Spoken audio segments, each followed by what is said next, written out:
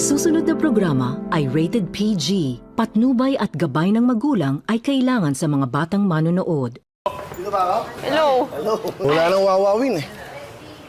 O saan nanggagaling yung yung happiness? Di nyo ba nakakausap sila na gawin nyo naman to? Magbibigay ng saya, magbibigay ng ligaya at pag-asa na dyan pa rin. Simpleng-simpleng tanong lang na I can imagine ay tanong ng lahat ng mga nanonood ngayon.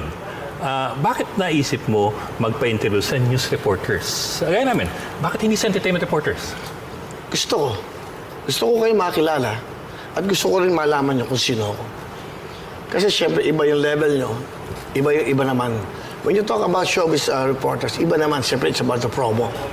And this time, it's about me, it's about my personality, kung sino ako at gusto ko kayo makilala rin. Siyempre, ganun eh. What makes you think na hindi ang itatanong namin na ay iba sa itatanong ng mga